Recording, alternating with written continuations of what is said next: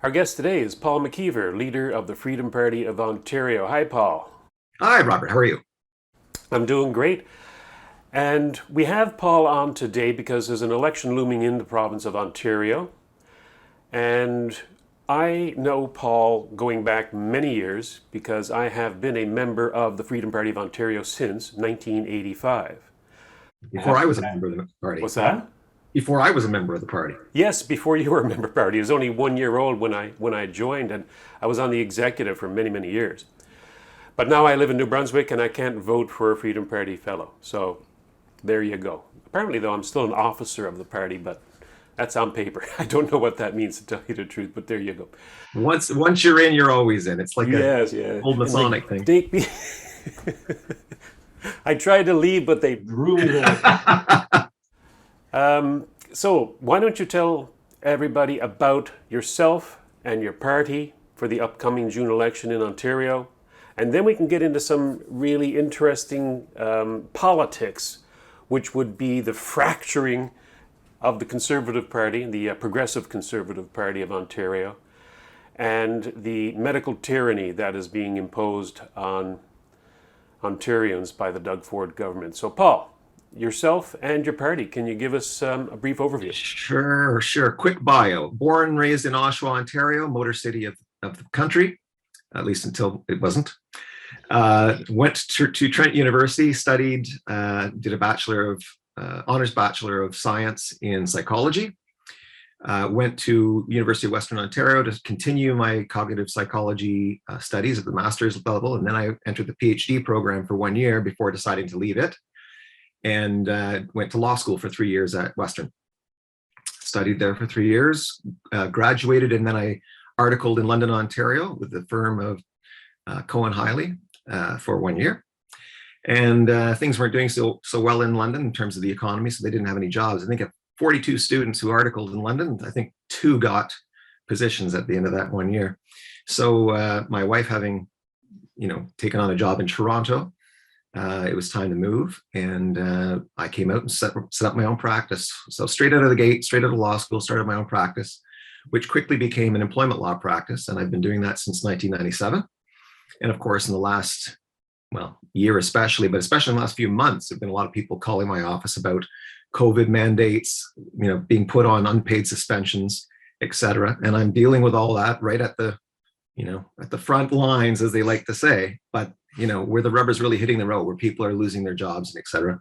And I'm also working for employers, where they're trying to navigate all of these new rules that get thrown at them every day by the Ford government. In terms of my association with the Freedom Party of Ontario, that started in 1992 because I was attending grad school and I ran into one of the professors there was Doreen Kimura. She was a professor, exceptionally talented person, who recommended I look into the Freedom Party, and I marched down to Freedom Party's offices with my $5 bill and paid a membership and got on the mailing list. 95, I assisted with then leader Lloyd Walker, delivering pamphlets, and that was a big election. 95 was the election in which Mike Harris became premier. In 1999, I ran for the party in Rosedale, and as a candidate, and I started doing television appearances for the party, primarily on shows like Rhonda London Live and Michael Corrin's show. In 2002, Lloyd Walker stepped down, and the party appointed essentially me to be the leader of that party, and I've been leader of the Freedom Party of Ontario since that time. So I'm coming up now on 20, 20 years of leading the party. And I've run the party through the elections of 03, 07, 2011, 2014, and then of course 2018, and this will be in June 2022, the next challenge. So I have had a lot of experience in advocating individual freedom. The party I'm leading has the most experience advocating individual freedom of any party on earth, literally on planet Earth. I don't think there's a single party anywhere that has ever done as much as Freedom Party has. And it's all documented because we also have the world's largest online archive, free online archive of everything the party's done. What's the website? That's www.freedomparty.on as in Nancy.ca. /archive will get you to all that. I mean, we're talking videos, audios, radio shows, documents, publications, election platforms, photographs, everything. We just dumped the entire office of archive material onto a scanner and put it on for all the world to see, because at the time, this project started in 2012, putting it online. At the time, it was quite easy to get slandered on things like Wikipedia, where the communists, and I mean communists, hardcore communists, would get on there and tell all sorts of lies about Freedom Party, its origin, what it's advocated for, and etc. And this basically disallowed that kind of lying to go on, because now you can verify it all. Nothing's hidden. It's all there. And on that site, you will find videos and contributions of myself. And I should not fail to mention Bob Metz, who is the co-host of our anchor program, Just Right, on Shortwave. And Bob is the president and co-founder of the Freedom Party of Ontario. I got to hand it to you for understanding the difference, though, between Just Right, the media organization, and Freedom Party, the political electoral organization. There's lots of times when you've covered things that maybe have no relevance to Ontario politics, but have great, philosophical significance or great significance for individual freedom, or maybe just have to do with science or art. So I've always appreciated the line that you've managed to keep between, partisanship and the show.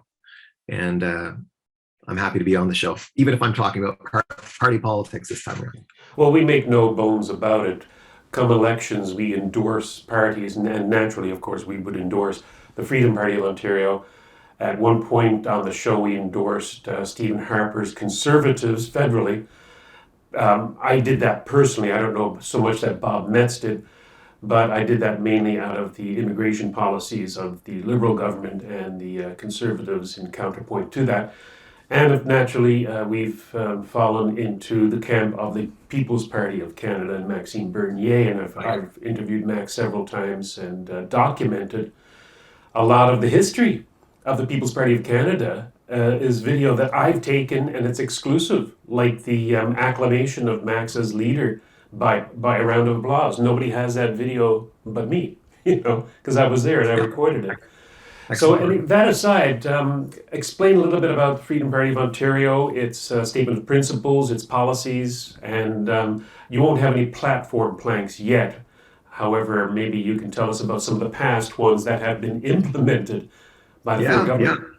Well, all of the previous elections had, I think the very earliest elections, so 95 and in the 80s, didn't so much have what would be called an election platform, as much as the party had a fairly substantial set of policies on a wide variety of things. So you knew what you were getting in terms of the party itself. Election platforms, I think, really started, it was either 99 or in 2003. And all of those platforms you can find online. We've always taken the same approach, and that is defending individual freedom. We're not opposed to something that's going on in the legislature. That's not our main goal. Our goal is to advance the law toward defending individual freedom, to elect the people necessary to get in there, change the law, and make sure that government's doing its proper role, which is defending your freedom to make decisions for yourself so that you can pursue your own happiness if that's what you choose to do, without someone trying to take your life, your liberty, and your property away from you without your consent. Consent is the big word for us. We're not a majority rule party. Well, the majority wants it, so therefore it's right. We're not in favor of that. If the majority wants to take the minority and murder them, harm them, enslave them, etc., we are opposed to the majority in that kind of situation, as we are right now. So Freedom Party right now, we are opposed to the segregation that's being imposed by the Ford government, and with the cheers and accolades of everybody else, the NDP, the Liberals, the media, us, as you'll call them, the welfare media. Everyone's just saying yes. Thank you, sir. May I have another? I'm actually I find it quite laughable that here we have all these Liberals and NDP socialists, as opposed to the Conservative socialists, NDPers, falling into lockstep behind Conservative governments all across the country. Here in New Brunswick, Premier Blaine Higgs, who was a Liberal, and then a Confederation of Regions, and then a PCer, appoints an NDPer as Education Minister. They're all falling in lockstep. No crickets. You can't hear any, objection to what this the Ford government is doing. It's so quite laughable. Yeah, well, I think it's because they're all essentially the same. I don't mean that in the sense that, they're all dishonest or they're all corrupt or none of that. Sure, they are, but that's not what I mean. I just think that if you look at the way they act in any given situation, it's going to be the same. In other words, there's a crisis, a healthcare crisis. What's the right thing to do? We got to act together. We have to sacrifice for the greater good. It's always the same. Mhm. Whereas Freedom Party doesn't agree with all of that stuff. We're not pro-sacrifice. We're not all in this together. There is no us. There is every individual. And the government's role is to make sure that no one says, you're in our tribe, and if you leave, we're going to kill you. That the government's role is to separate us to the point where we can make decisions for ourselves in harmony with our neighbors, but not at the point of a gun by our neighbors.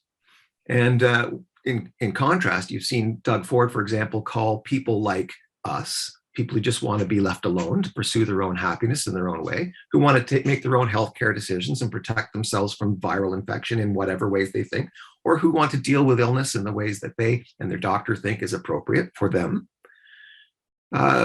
Anyone who wants that kind of choice is called some kind of ne'er-do-well, a deplorable, Or a Yahoo. Yeah, a Yahoo. So you're a Yahoo if you're not getting into your tribe, taking the tribal medicine, sharing the tribal bread, throwing the tribal virgins into the tribal volcano, making sacrifices of yourself for others, none of which has actually helped anybody. In fact, we've just seen the biggest mass suicide in the economy the world over, all because people will not accept that the moral way for government to govern is to defend your freedom of choice. DeSantis' version of the world, not the Biden version of the world, certainly not the version of the world that any politician elected in Canada right now tries to push on us. But I think there's quite a lot of support that people realize this is sort of their cultish code, the tribalist code. And when we see thousands of people coming out to protest segregation, masks up, lockdowns, and etc., what we're seeing is people who say, no, you leave me alone, you do you, I'll do me. Thank you very much. And that's just the thousands of people who showed up. That's not the many more thousands who say, well, protests aren't for me, but I agree with everything they're saying. And boy, did you see that video, So there are a lot of people. They are not the majority. I have no illusions about that. But the thing about majorities is that they're not important in electoral politics. They're not. People who get elected, with or without a majority, do not need 50% of the vote, 50% plus one, or anything even close. What most people don't realize is that Kathleen Wynne formed a majority government in Ontario with just 18% of the vote. 18%. 18% of the electorate, I think you mean, right? Yeah. So you take the number of eligible electors. Electors, yeah. Yeah, and then you count up the number of people who voted for her party, and it's 18%. Yeah. So it's not a lot of people. Now, if I asked you, do you think that at least 18% of Ontario's voters are opposed to the segregation, are opposed to being forced to wear masks, are opposed to being forced to have vaccinations? Oh yeah, I think at least 18% are opposed to those things. And that really just means all they need to do now is on June 2nd, 2022, in the privacy of one of those cardboard cubicles, they can go out on the street and tell everybody they voted for Doug Ford because he's the lesser of three evils or whatever they want to say. But when you're behind that cardboard, screen, you get to do what's right for you. And that's all people have to do on June 2nd. Vote for freedom by voting for Freedom Party. If that happens, if they simply have the integrity to defend themselves from their neighbor who they know, like they don't want to upset their neighbor. They don't want to be upset by their neighbor. They're resentful that their neighbor keeps voting these clowns in and giving the Liberals, the NDP and the PCs the power to do this to us. But everyone's so terrified of speaking up that if asked, well, how would you vote in the next election? They're going to say Liberal, PC, NDP. If they're asked by their neighbor, what sign are you going to put on your line? Oh, I'll probably put the Liberal sign or the PC sign, or whatever their neighborhood sort of commands. But I say to anybody, put up any sign you want, wear any badge you want, put on any front you want. But when you get behind that screen, and do get behind the screen, don't mail it in, don't trust some bureaucrat to count it. Get in there and put it in the box yourself. Vote for your Freedom Party candidate, because if you get the tally up to that 18% or what have, it differs a little bit from election to election. But if you cross that line, you've just basically seized the power of government. And you can then reverse all of this nonsense and make sure that it never happens again, and get the justice that needs to be doled out.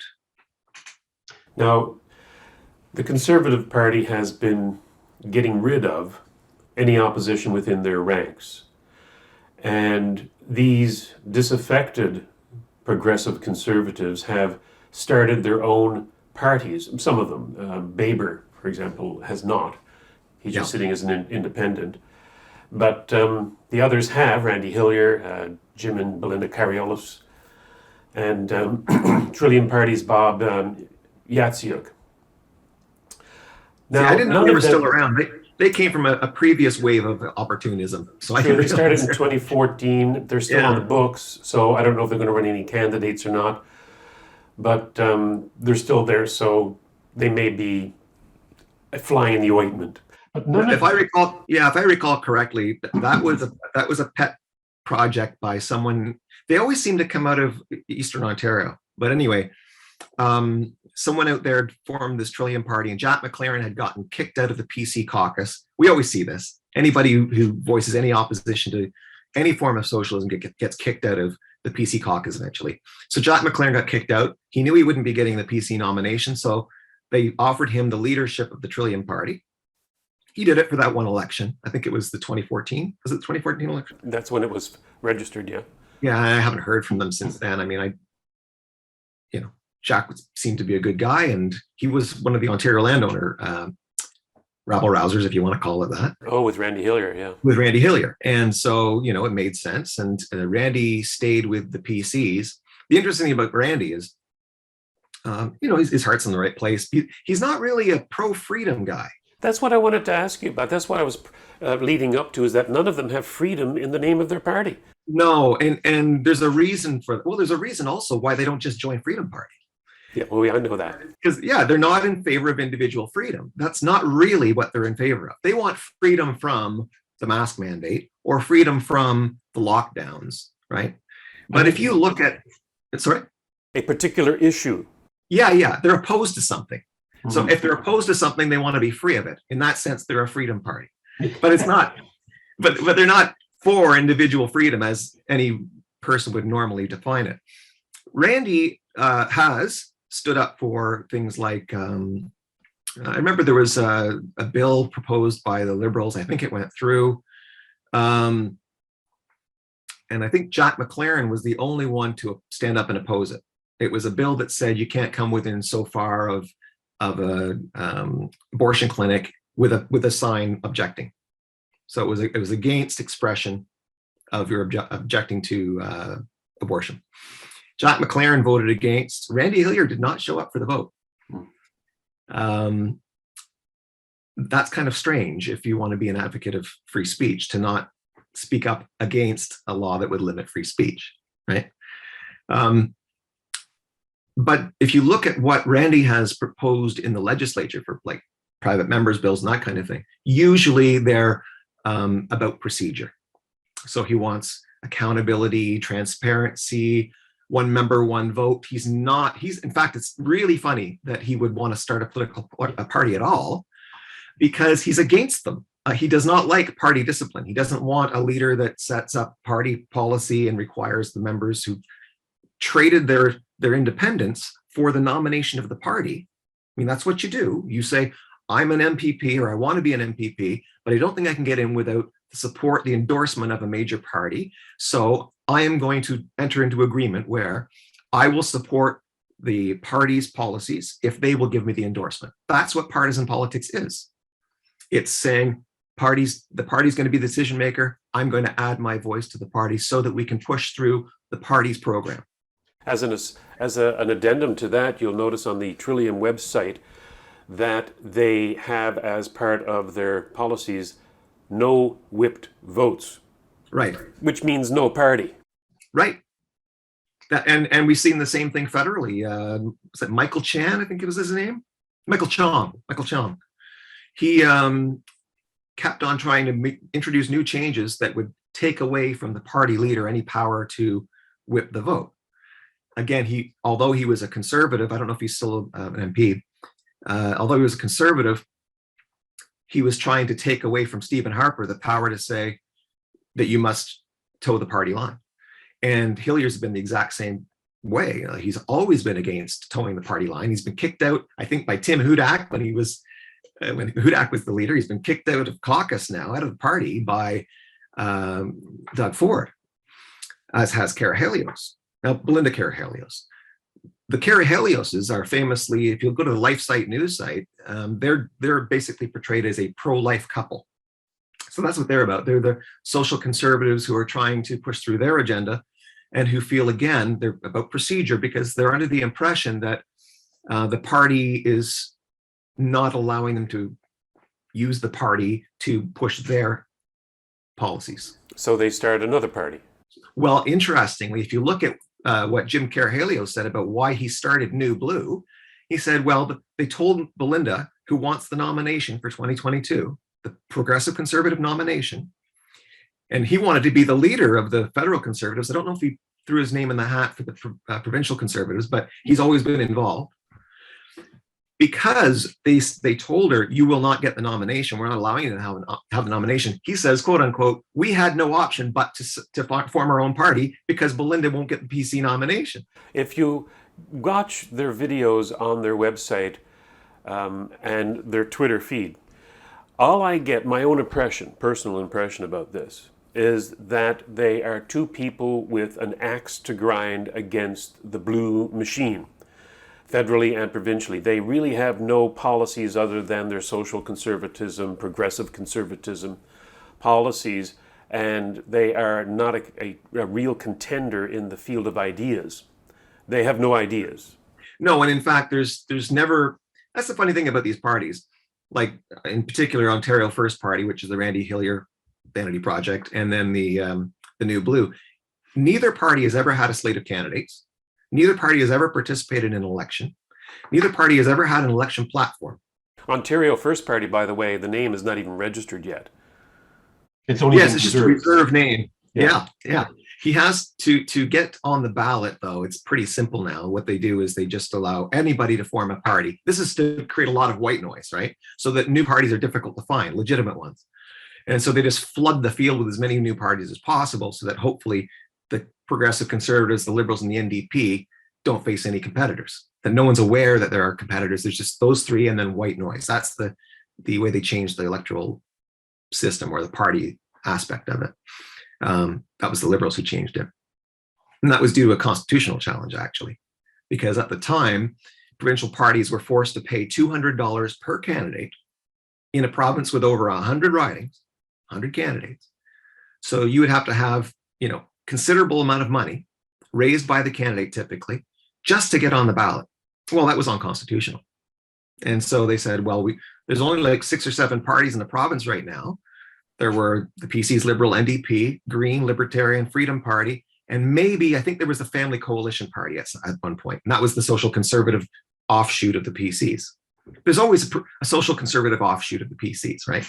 The people are just a little bit too religiously motivated for the progressive conservatives to think they can win if they use their policies. And so, you went from an Ontario with like 6 or 7 parties to an Ontario with like 25 or 27 or 29. 23 registered right now, I counted just before we met. Okay, there you go. Yeah, and more to come because of the ones that are Reserve. are reserved. Yeah, all they have to do, I think, is run 2 candidates, and they get to be on the roster. So Anyway, you were saying that they have no electoral history, not like the Freedom Party. nothing. There's no history that would demonstrate to anybody that they're actually in favor of individual freedom. If you look at what they've done as politicians, you can see on the I can't even pronounce that name properly, Karahalios side, like you say, people are just resentful of the party machinery. And even in Randy Hillier's case, again, resentful of the party machinery, which he thinks would be resolved if the party could not whip votes, right? If it was one member, one vote, in which case you don't even need a political party because everyone is just running as an independent and doing what they want. And that's fine. You might think that's fine, okay? But the whole constitution in Canada, the whole reason that we make as premier the leader of the party having won the most seats, we don't elect the premier. The premier is appointed by the Queen's representative, by the lieutenant governor, right? And the rule used, the constitutional rule used is count up the number of winners in each party. Whichever party has the greatest number of winners, number of MPPs, the leader of that party becomes the premier, just appointed by the Queen. Same thing federally. The prime minister is appointed by the Queen. And when the premier or the prime minister is appointed, they then recommend to the Queen's representative, the governor general or the lieutenant governor general, who should be cabinet ministers. And then they're all appointed. So we don't elect the government. The government is the cabinet. And as a matter of fact, they can, the leader, the premier and the prime minister can actually appoint non-sitting people to the cabinet. And it has been done. Yeah. You don't need to be elected to be in the government. You have to be elected to be a lawmaker, to be in the legislature, but not to be making regulations, because that's where regulations are made, in government, not in the legislature.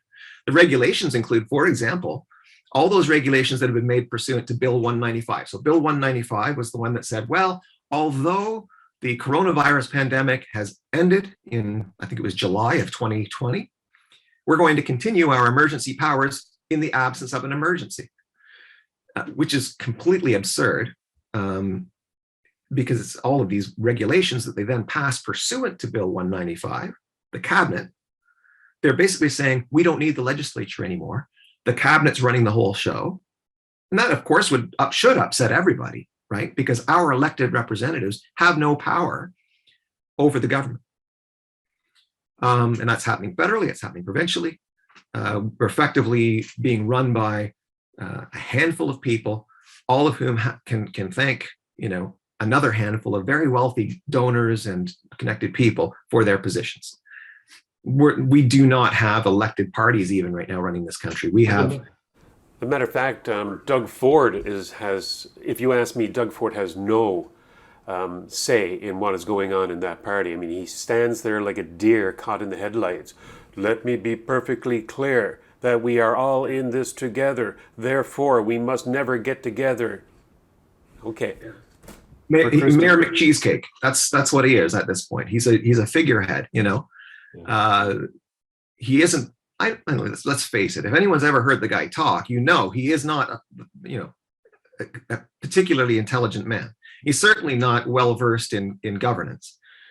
He might be great at making stickers and posters, but he doesn't know anything about governance or the proper role of government. And it's clear when he says we're taking our advice from the science table or from the experts in medicine and et cetera. What he's saying is, I've abandoned my post. I'm going to make them the decision makers. And if they make the wrong decisions, it's on them. It's not on me. Vote for me. Did you see the interview with Brian Peckford, former Premier of Newfoundland, where he said that these medical officers of health should not even be on television. They should not be giving press releases. They are advisors to the cabinet. The Premier listens to the cabinet, and it's the Premier who makes the decision, and he's the only spokesman for the government. When you see a Doug Ford out there putting in front of him chief medical officers of health to do the dirty work, that is a violation of his integrity and the gravitas of the particular position that he holds. Well, I think it's patently a dereliction of duty. I mean, it's effectively a general who says, Private, take care of the whole thing for me. I'm having a coffee. I'll still be back here with my mask on, but you tell people the bad news that I don't want to have to tell them. And especially if it's going to blow back and turn out to be the wrong thing. Like if we've told everybody that the best vaccine is whatever one you can get, oops, that didn't turn out so well. Half of them were recalled, right? You know, oh, they're doing more damage than good. Well, maybe it's not the first one you can get, but everyone should get maybe the Pfizer, right? Well, turns out the Pfizer's not doing any good. After 6 months, it's effectively the case that you haven't been vaccinated at all. Well, go get a booster. Even though in Israel, they've determined that the booster will give you 12 days of additional coverage, whatever it's doing, 12 days. At the same time, we're going to spend millions of dollars implementing a piece of software, an app, a vaccine passport, but it's only temporary. Why would you spend millions of dollars doing this if 2 shots is what you need to be fully vaccinated in the first place? And now they're going to switch that definition. Kieran Moore, the medical officer, says, well, we're going to be looking at that definition of fully vaccinated and switching it perhaps to 3 doses or maybe 4. In fact, there was a small scandal in Alberta. The way they programmed their vaccine website, you could actually read the code. And I saved it to make sure that it wasn't deleted later on. Yep. I know how to read code. I've been writing code, most of my life. And the code provided for 8 doses, right? So it's a dose 1, dose 2, dose 3, and it's either true or false, that you've had this dose yet. So clearly they anticipate at least 8 doses. This idea that 2 and you're done, or 1 and you're done, well, 3 and you're done, maybe 4. No one said 5 yet, but give it a month. And I'm really concerned that the literature coming out now on the damage being done by these things, damage to people's hearts, people's vision, neurological conditions. These aren't fakeries. These aren't so rare that we could ignore them. They are more predominant than the deaths from this Omicron. I mean, they had what was it? There has been no deaths by Omicron. Right, and 1,000 people with tested positive, so they get called a case, even though they're perfectly healthy and they're not feeling ill. And only 2 of them ended up having to get hospitalized. And hospitalized doesn't mean they were in the ICU. It just means they went to the hospital, So the whole thing is so overblown. We had a fellow this morning on Twitter, and I like the guy, Sean O'Shea. He's the guy who normally would do the, the consumer reports type stuff. Like this guy was paid $100, but only gave $50 worth of services. Now they've got him posted doing things like vaccine injection sites at the airport and that kind of thing. And he says in his tweets, I would say almost dutifully, is it time now to get rid of exemptions for wearing masks? Let's discuss. First of all, I didn't know that any doctor was giving out any exemptions for anything. It seems to be the case that the college for the physicians and surgeons has basically said, if you don't toe the line, Mr. Physician or Madam Physician, your license is in jeopardy. So we don't really have independent doctors right now. We have a politicized system where physicians will not. It was the exact same thing, you'll recall. In the year 2000, the Supreme Court of Canada said that the medical use of cannabis, so there were all kinds of different things people were using cannabis for, visual impairments, physical pain, that kind of stuff. Well, the charter, according to the charter, the Supreme Court of Canada said, no, the medical use of cannabis is perfectly acceptable. Laws against it are invalid. Great. How do you prove that you're using it medically? Oh, we have to go to a physician. What does the physician do? The physician gives you a certificate that says, yes, he needs to consume cannabis for his glaucoma or what have you. Okay. How do you get one of those? Well, the physicians would not give you one. Why not? Because their college was saying there haven't been enough studies. It's the ivermectin thing all over again, okay? There haven't been enough studies. There's no control group. We don't know exactly what the effect is. If you give someone a prescription for cannabis, you could lose your license. In other words, we'll take your license away. Well, who was promoting that? It wasn't the, medical arm of the College of Physicians and Surgeons. It's obviously the pharmaceutical industry who stands to lose billions of dollars when people start using relatively cheap and things they can grow in their own living room, to take care of ailments and whatnot, when they could instead be buying from Pfizer or whoever some pill that costs $100 a whack. It's always been the same. If there's a cheap alternative, outlaw it. Say it's dangerous. If it's effective or more effective, then we really have to defame it. We have to say it's dangerous, it's untested, there's no control group. So that's your ivermectin, your hydroxychloroquine, yours, all these various things. I'm not an expert, but we've had physicians, legitimate physicians, experts in their own field, come out and say they've been having great success with X, Y, or Z. And reflexively, these governing bodies have said, doctors, if you do any of these things, in other words, if you try to remediate the harm that's done by the virus, instead of preventing the harm by having everyone injected with an experimental mRNA technology, you could lose your license. You can't even question it. You can't even cast any doubt on the effectiveness of this vaccine. It's far too important that we get everybody on board. What would the Freedom Party of Ontario do to combat such a takeover of the medical profession by bureaucrats and politicians? Well, I'm here to tell you that I'm not going to show my cards, but there are cards. So and I'll even tell you when we started drafting. So a couple of weeks ago, we had our first get together. The executive got together, and we spent the day free flowing ideas. That's how we do it at the Freedom Party. People kept, and we have guests that attend too, who have ideas, things they want to bring to the table, things that any one person might not catch, might not even be aware of, problems that are known to some but not to all. And we hash them out. We talk about every one of them anonymously. We have sheets of paper. Everyone writes down what they think is something that needs to be addressed, or they have an idea to address it. And we discuss each of those points. And we vote on them. Not to say that the vote carries the day, but it gives the party leadership a sense of, am I missing something here? There's a lot of wise people in this room. Is it the case that we should do something about housing availability, for example, foreign ownership? Let's talk about it. I think you and I have spoken about foreign ownership of residential homes in the past. Yes, I don't think we were at odds. Yeah, we were at odds. And that did not make it into a Freedom Party platform, it's because you get the sense, if you actually take the feedback of your members and supporters and other executive members seriously, you get a sense, you get the combined wisdom of a lot of smart people. And when I'm talking about smart people, I'm talking about people like yourself who've studied philosophy, who've studied government, who have learned the lessons of history and can say, well, wait a minute, McKeever, didn't so-and-so try this in 1968? And I never heard about that. Tell me more. So that process plays itself out. Could we put out a platform a year in advance, 6 months in advance? We did that actually. In 2005, we released the 2007 election platform. What we discovered is two things. One, the good ideas usually are absorbed by the Liberals, NDP, or PCs gradually, and usually in a much watered down or misrepresentative form. Let's say there's some oppressive law against jelly donuts, right?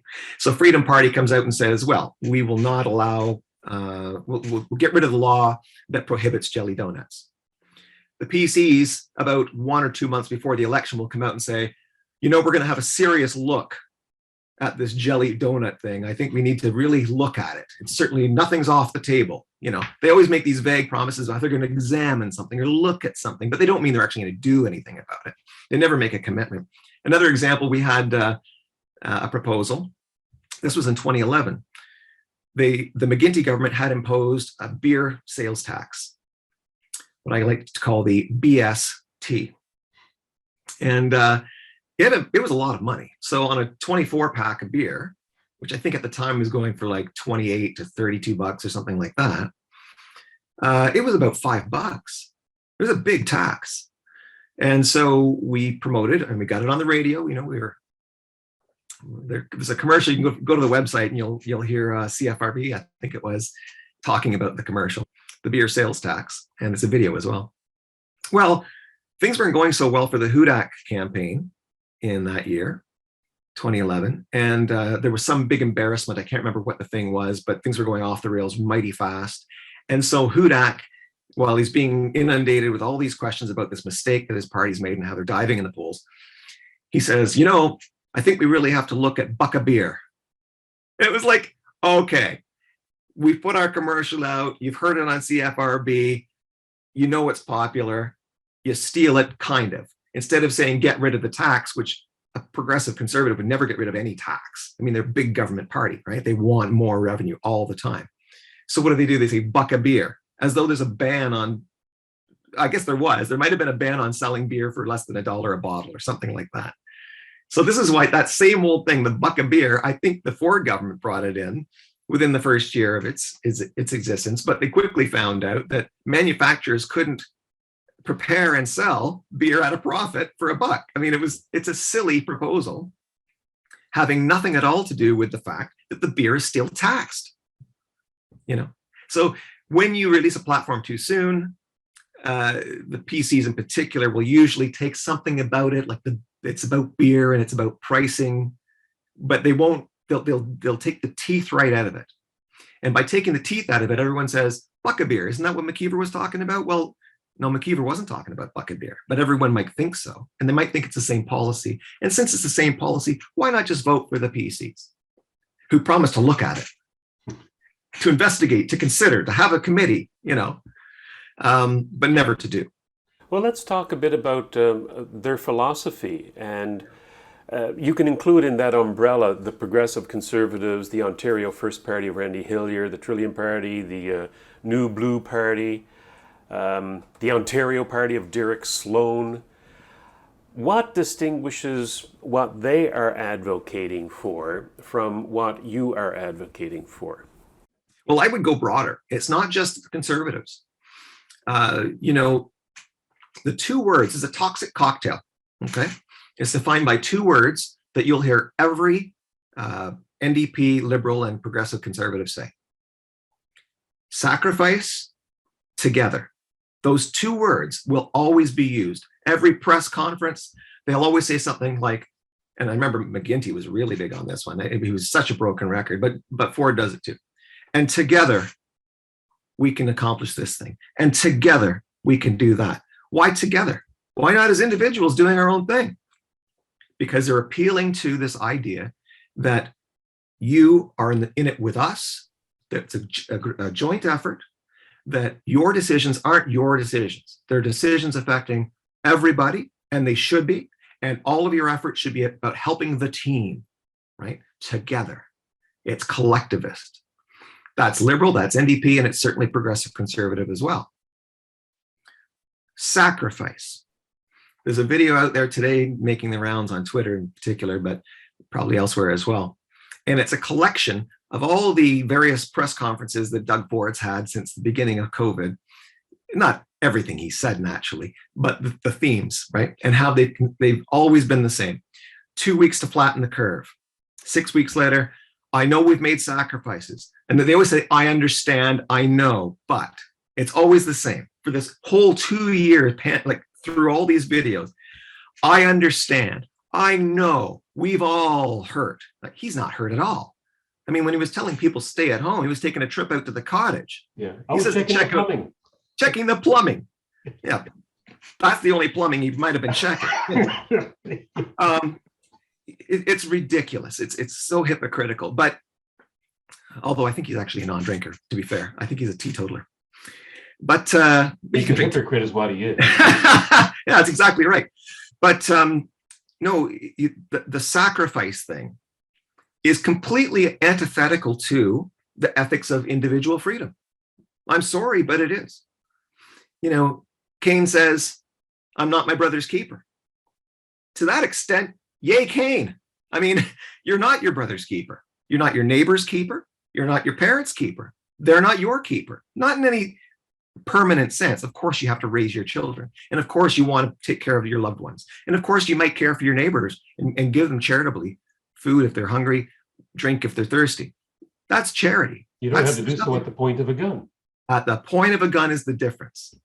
So what has happened is they've taken a Christian, Judeo-Christian ethic of helping one's neighbor, right?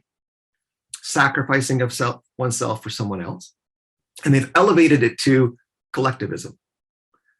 or if you like, they've sunken it to collectivism, into politics. They've said, instead of doing things voluntarily, you have to do it.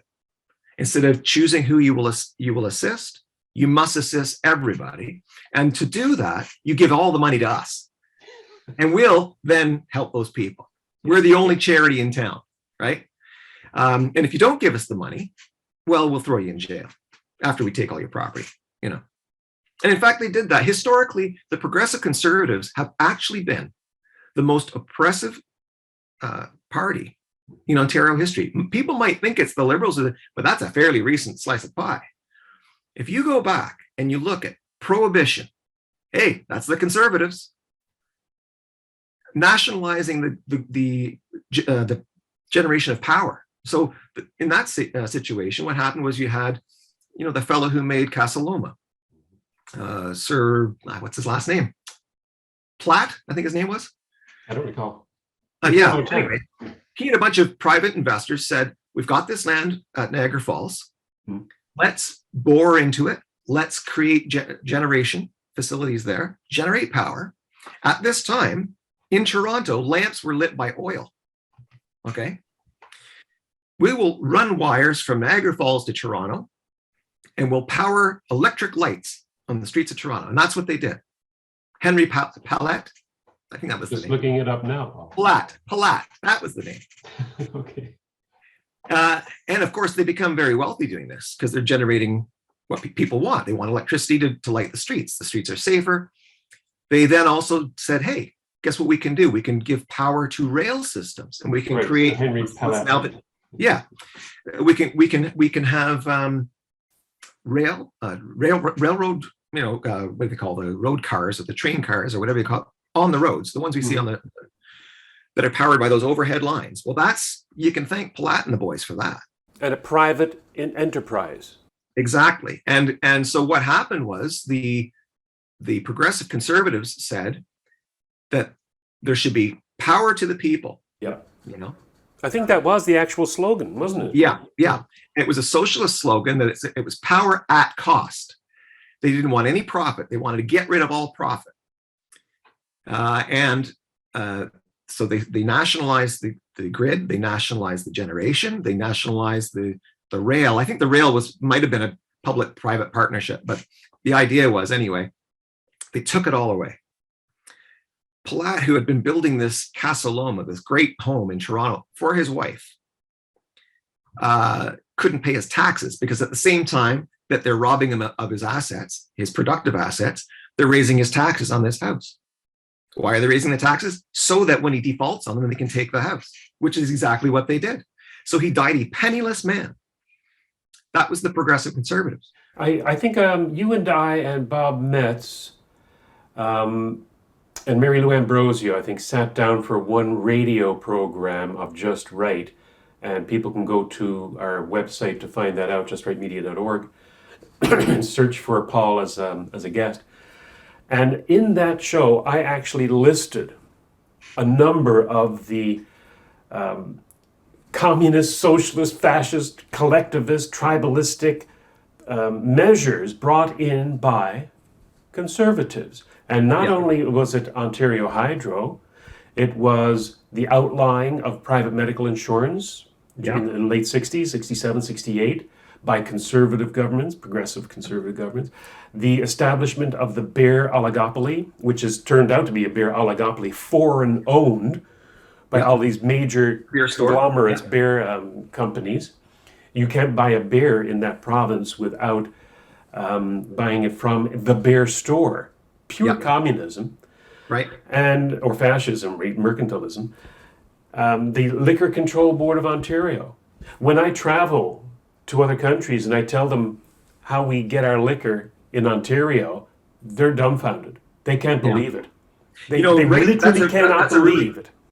It's a really good point. The progressive conservatives have long been associated with, I think, about 4 major religions that have imposed, for example, in 1975, it was the progressive conservatives who passed a Sunday closing law. So you weren't allowed to open certain retail stores on Sundays.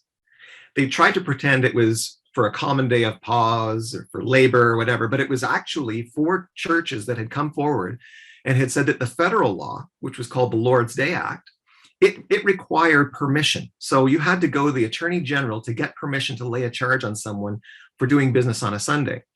And these 4 churches went to the Premier, it was Premier Davis at the time, and said, we need something that's easier to charge people with. So the PCs implemented that Sunday shopping law, pursuant to which cops could just walk into a Toronto Furrier's place of business, Paul Magner, and charge him, and repeatedly charge him every Sunday, give him fines, thousands, right? All pretending that it wasn't about keeping the Lord's Day holy. It was only about that. There was a couple of other things too, draconian things. The Ontario provincial sales tax, implemented by the Progressive Conservative government to pay for the Ontario Health Insurance Program scheme. The income tax, the provincial income tax. Yes. The human rights. Yeah, the human rights code. Yep, human rights tribunals, human rights commissions, all PCs. That's all of them. Rent controls. Yes. Right. All of these things were progressive conservative measures. People might like to think it's the NDP or the Liberals, but the fact of the matter is that this province was governed by PCs for somewhat like 50 straight years. We didn't have those other parties leading us. And they have always been socialist parties, a socialist party rather. So you don't take that heritage. I mean, people who were PC supporters in the 70s are still alive today. They're still supporters and paying the bills today for that party, and those people will never allow you to turn their little socialist party into something that's pro-capitalistic. That's when they show you the door. So the idea of I'm going to form a new party because the Socialist Party won't accept my nomination. Well, what kind of party are you going to be forming if the party you wanted to join is the de facto Socialist Party? In the case of New Blue. So, it's easy for us, I think, in Freedom Party to distinguish ourselves because we're anti-socialist, we're pro-capitalist, capitalism means something very specific to us. It doesn't mean the government's in bed with business and subsidizes it and gives it special breaks and licenses. It means government's not in bed with business. The government makes sure that every individual has the freedom to compete in a free and open market. And if you've made a bad decision and you're a really big company and you think you're going to lose your shirt, sucks to be you. You don't get a bailout. We're not going to go in and save General Motors. We're not going to go in and the healthcare system right now needs competition. The whole reason, purportedly anyway, for implementing the mask mandates, the shots, the social distancing and all of this stuff, remember, was flatten the curve. What's the curve they're talking about? Demand for medical services in our hospitals. They wanted to flatten the demand, stretch it out so that they weren't overrun in the hospitals. Why are they concerned? Because the hospitals, since 1969, have been a government monopoly that is taxpayer funded and that provides rations of healthcare based on exquisite need. Like you've had a heart attack or you just smashed your motorcycle into a bridge abutment. Okay, now you're in. But you've got cancer symptoms? Well, it's going to take us a couple of years to do the scan, or a year. I waited 1 year for an MRI. Thankfully, nothing was wrong with me, but I had to wait a year in fear that I was concerned that I might have a distended blood vessel that if it exploded, you're dead. That's just it. Wasn't, but, had some symptoms that might have been consistent with that. And Ontario essentially says we're going to have a system that, by not diagnosing people quickly, is not responsible for helping them quickly. If you die while you're waiting, it's not our fault. That is the system we have. And it's probably the worst system on the planet. Many people don't even have family physicians in Ontario. And it's the same throughout Canada. Here in New Brunswick, we moved here just over a year ago. I tried to call up some family physicians and saying, look, we just moved here. Would you like to be my doctor?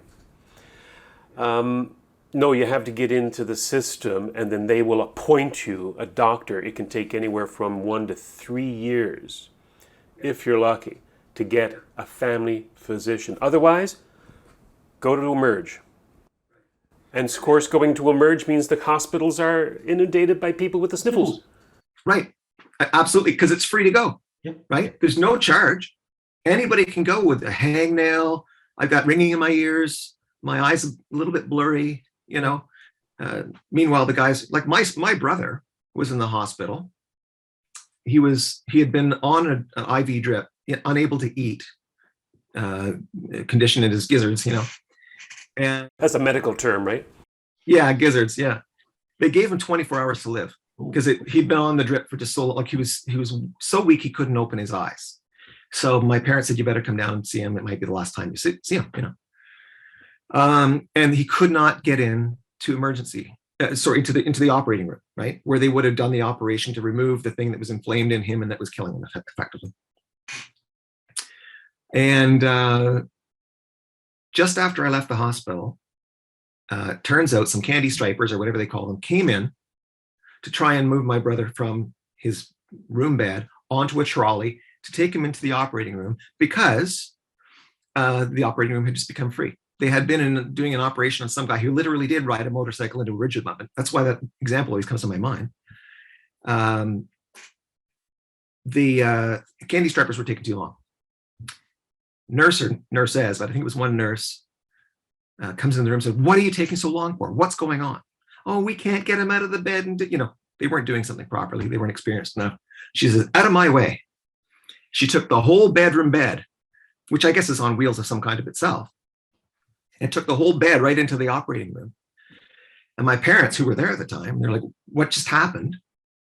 And the nurse explained, "You know, we've only got one operator." This is at St. Mike's Hospital in Toronto, a city of millions, okay? One of, 5 hospitals? Major hospitals. She says, "Well, you see, we only have one operating room. It's the weekend, so there's only one operating room going. And it just became available, and it's first come, first serve." In other words, there were other people in the same hospital who, if they had had a candy striper get them into the operating room sooner, would have gotten served before my brother would have died. And the nurse, knowing how badly off he was, made a point of getting him in there before someone else could get the room.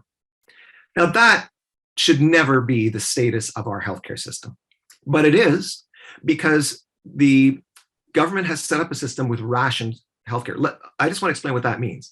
It's not, just saying, "Oh, they do a poor job." It literally means, by design, they ration the amount, because they don't want to pay more than, right now, it already consumes 2/3 of the Ontario budget. Like, all the money that's coming in, 2/3 of it's just going to healthcare alone.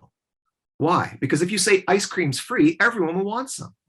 You'll have an ice cream budget that blows out the entire budget if you have make it free. If you had food care, the same thing would happen. It would take up the majority of the budget. Why? Because everyone wants a roast, every night, and a jug of ice cream, and 6 gallons of pop, and all the other crap. So they made a system that's free, so-called free, which means it's just paid for by people who earn money and pay taxes, but not by people who don't earn money and don't pay taxes. Although even some of them pay taxes whenever they buy something at the store, sales taxes. And because it was getting so expensive, they said, "What can we do?" This is back in Ray days, like in the 1990s. They said, "Well, premiers get together because they're all experiencing the same problem. They've all socialized and made a government monopoly of their healthcare systems. They've all banned private healthcare, banned private insurance, banned private provision of healthcare services, because they think socialism sells, and it does, right? Clearly, a majority wanted something for nothing, and they got it. But what they really got was nothing for nothing. And I believe it was 90 or 92, they came up with the great idea of, well, one way to provide, to keep the costs under control is to limit the number of physicians. So we will put a cap on the number of people who can study medicine and get a license to practice medicine in the province. And if there's only so many physicians, there's only so many mouths to feed. So we got shortages of physicians, shortages of nurses. They don't want the provision of healthcare. It costs too much, right? They know it does. If they had doctors, if they had more doctors, more services, they'd have a bigger cost to pay. But it's already swallowing most of the budget. No one wants to admit that the system is broken by design, that it was never meant to provide. In fact, there's a Freedom Party video we've produced. I think it's called "From the Horse's Mouth." And because Tommy Douglas, the Western socialist, father of Canadian medicine, right? Canadian socialized medicine, admits, he explains, look, when we said we have to socialize medicine, it was never the case that we were suggesting that we move to a system where whenever you got sick or injured, you'd get service. That's impossible. He admits this. He says this. So watch the video. And this is not me. This is Tommy Douglas spearheading the move toward this system where they cannot help all the sick and injured. He says, what we wanted was preventative medicine. Now, preventative medicine and mandatory vaccinations kind of go hand in hand, don't they? In other words, it's a socialist idea. Let's try and prevent people from needing healthcare by shooting them full of things that may or may not help, because communists ain't got the cash to pay for the system that they thought was so great. And that's all we've got. We've got a system that is designed for preventative maintenance, not for dealing with everyone's needs when they get ill, sick and injured. The sick and injured in these provinces, in Canada, largely are, if you're really sick but repairable, you might go to the front of the line. If you're really sick but it's doubtful to be able to do much for you, you're a lost cause. If you're not particularly sick, you can wait. Until you are sick. Yeah, and if you might be sick, we don't want to know yet. So we're going to put you on a delay list for diagnosis. Because if we had to find out that you have cancer or whatever it is, then we owe you this healthcare. Yeah. But if we don't know you're sick, plausible deniability. And that's what we've got. And it's driving, Robert, this entire mask up, lockdown, shoot your stuff full of, it's all of the socialists trying to save the healthcare system. They aren't even saying to save people. They literally say in their press conferences, we have to save the healthcare system, the system. They're not saving people. They're saving the socialist system. From what? From embarrassment. That's what they're saving it from. They don't want people to realize that it's not financially sound. It's that not it a cannot. healthcare system. It is a sick care system. Well, that's what a healthcare system should be, care for the sick. But instead, all it does, all it's designed to do, is shoot you full of things that hopefully will keep you from getting sick. Although they never seem to take anything that really makes you sick seriously. You know, obesity or what have you. I mean, obesity is through the roof. And it's no mistake that the people most affected by coronavirus infection, like the ones who get seriously ill, are the ones who are obese or have diabetes, and those two things go together. So, I'm not saying government should be telling people to exercise. That's not the role of government. But it also isn't the role of government to form a healthcare system that doesn't provide any health care, that just prevents people from getting sick, or that hopes to prevent people so that it will never be called upon to actually remediate anybody's problems. That's it. It's reason for existence. And if you look back at the various bits of history in the media, so in the newspapers, you can see headlines in every year since 1969. They've always said the healthcare system is in crisis. They've always said it. They've always admitted it. Before 2019, or before this coronavirus, it was hallway healthcare. That was the big thing everyone was complaining about. People were in the hallways because there aren't enough rooms for them all to go into. Well, there actually are a lot of rooms, but they closed off whole floors because they didn't want to pay for people to provide services in those floors. It's an absurdity. It's obscene. So, no, I have no problem at all saying that Freedom Party would take a different tack. It's an obvious tack in the sense that it hits at the ethical level. You are not there to sacrifice first, and maybe if you get some happiness, well, good for you.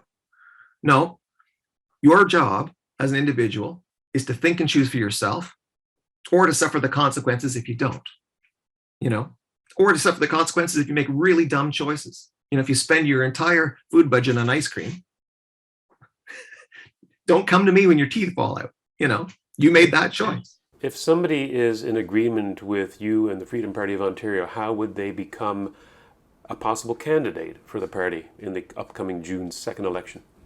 Well, if the government has done anything right in terms of electoral law, they have made it easier than ever to get on the ballot. So you have to think of it as two things. First, you make the decision, I want to be on the ballot. That has nothing to do with any party, right? Anybody can be on the ballot who collects They require 25 valid signatures of people living in the riding that say, yeah, you can be on the ballot. And you're allowed to collect those even right now. I mean, the paperwork's on the Elections Ontario website. You just download it, follow there's a little guide on how you do it. Collect your 25 signatures. You can hand them in tomorrow, literally tomorrow, and you'd be on the ballot for June 2nd, 2022. So that's part one. Be on the ballot. That's got nothing to do with any party. What parties do is they endorse, or as they say, nominate. That's only so that when someone looks at the ballot, they say, oh, this guy was endorsed by Freedom Party. Freedom Party believes this guy will be in favor of defending my freedom. Freedom Party believes this guy isn't a socialist, you know? Or they want to find the socialists. Oh, well, there's the Doug Ford Party, the Progressive Conservatives. Progressive, that's what I'm looking for, progressively socialist. So I don't know who Phil Smedley is, but he's got the nomination of the Progressive Conservatives. I'm voting for him. So that nomination process happens through these private organizations, political parties, who decide who they're going to nominate. And they can do it in their own ways. They can do it through election. They can just let the leadership choose. They can have a committee. But once the party has, using its own mechanism, decided how, or who rather, for a given riding is going to get their nomination, out of all the candidates that are there, which one's going to get the Freedom Party nomination, or in the case of the NDP nomination. Once they've decided that, they just, there's a single piece of paper. I filled it out several times myself, signed by the leader, that says, you know, Phil Spector is the Freedom Party candidate for the riding of London. Bad choice. Bad choice, yeah. Great musical ear though, so I can't fault him on that. Great movie too, if you've ever seen that. No. With, was it not De Niro? Who was it? Well, he was played by an excellent actor in any event. I don't remember. It was several years ago that I saw it. But yeah, that's how it's done. You just have the party leader just then signs a piece of paper that says, yeah, this guy in this riding or this gal in this riding, these are our candidates, sign Paul McKeever this date. That's it. So they would contact the party via freedomparty.on.ca.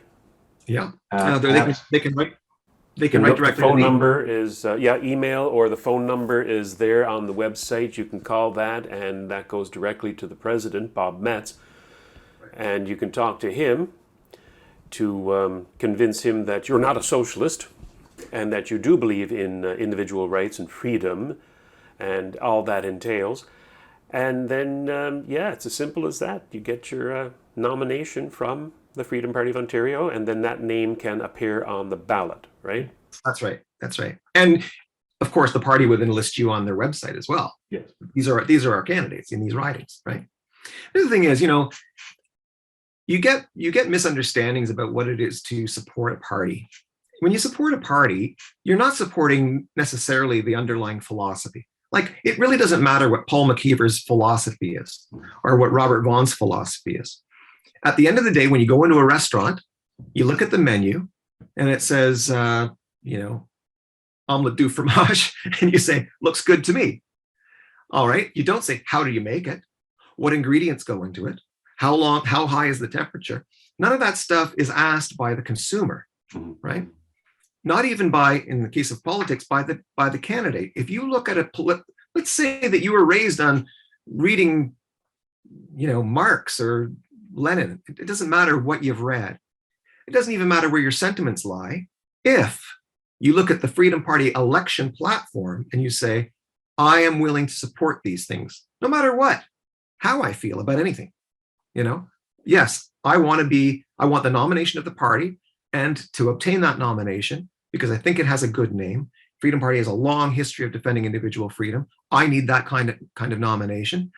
And therefore I am willing to promote all of these planks, even though some of them I don't really care for, but I'm a team player. You have to be a team player if you want a nomination, a party nomination.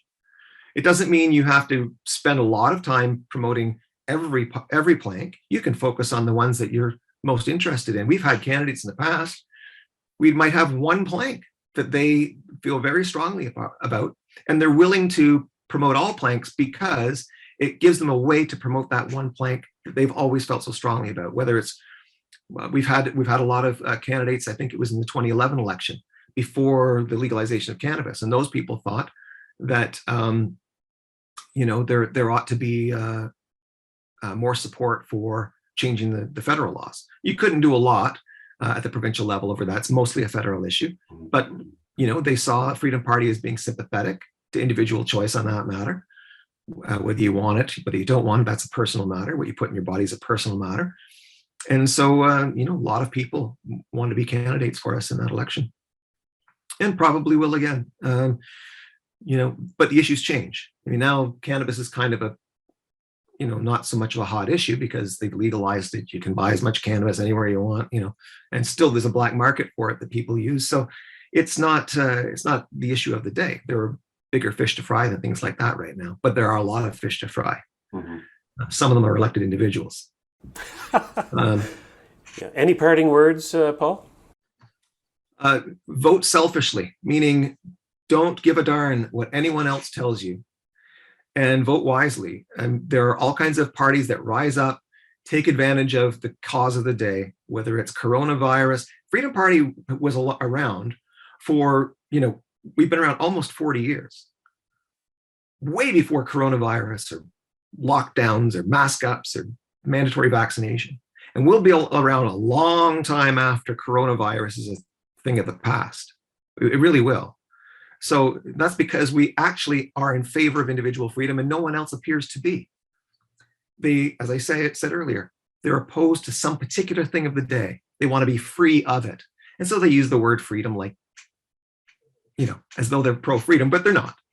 They just want to be free of some little thing. So vote for your freedom. And in other words, vote for your freedom to choose, to carve your own path in life.